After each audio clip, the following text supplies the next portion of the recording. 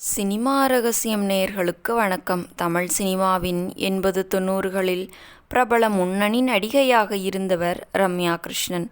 1985இல் தனது 14வது வயதில் நடிகையாக அறிமுகமானார் ரம்யா கிருஷ்ணன். இவரது அசத்தலான நடிப்பு, வசீகரிக்கும் தோற்றம் தமிழ், தெலுங்கு, மலையாளம், இந்தி, கன்னடம் என பிற மொழிப்படங்களில் அடுத்தடுத்து நடிக்கும் வாய்ப்பை பெற்றுத் தந்தது. அதன்பின் நீண்ட இடைவேளைக்குப் பிறகு ரம்யா கிருஷ்ணனுக்கு பெயர் சொல்லும் கதாபாத்திரமாக அமைந்தது பாகுபலி. பாகுபலி படத்தில் அவர் ஏற்று நடித்த ராஜமாதா கதாபாத்திரம் அவர் பேரை இன்றும் சொல்கிறது. இன்றும் நீலாம்பரி கதாபாத்திரத்தை 90s கிட்ஸ் கொண்டாடி வருகின்றனர். அந்த அளவுக்கு அந்த கதாபாத்திரத்திற்கு உயிர் கொடுத்தவர் நடிகை ரம்யா கிருஷ்ணன்.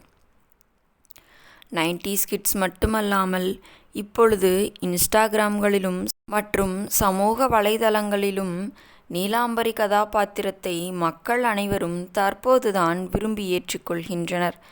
நீலாம்பரியைப் போல் லாயலாக இருக்க வேண்டும் என்று பல பெண்கள் ஆசைப்படுகின்றனர்.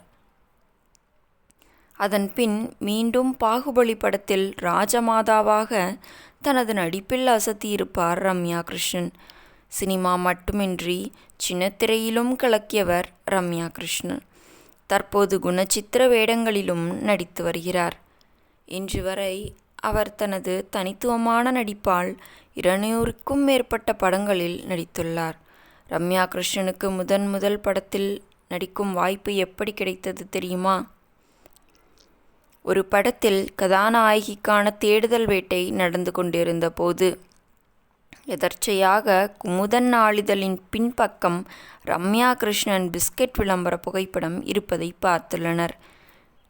இந்த பொண்ணு நல்லா இருக்காங்க, யார் என்று படக்குழுவினர் விசாரித்த போது சோ அவர்களின் உறவினர் என்றும் ராஜா அண்ணாமலை புறத்தில் இருக்கிறார் என்றும் தெரிய வந்ததாம். அதன்பின் சோ அவர்களிடம் தொடர்பு கொண்டு கேட்டபோது, நீங்கள் நேரா போய் பேசுங்க, அவங்க நடிப்பாங்க என்று அவர் கூறியுள்ளார். ஆம், அந்த அளவுக்கு சோ நம்ம ரம்யா கிருஷ்ணன் மீது பலத்த நம்பிக்கையுடையவராம். சோ என்ன சொன்னாலும் ரம்யா கிருஷ்ணன் செய்வாங்களாம். அந்த அளவுக்கு பாசப்பிணைப்பான ஆட்கள். அதன்பின் இயக்குனர் சென்று சந்தித்து அவரை நடிகையா ஒப்பந்தம் செய்த முதல் படம்தான் வெள்ள மனசு. நேயர்களே, இந்த வீடியோ பிடித்திருந்தா வீடியோவிற்கு ஒரு லைக் கொடுத்துவிட்டு நமது சினிமா ரகசியம் சேனலையும் சப்ஸ்கிரைப் செய்து கொள்ளுங்கள். மீண்டும் நாளை சந்திப்போம். நன்றி, வணக்கம்.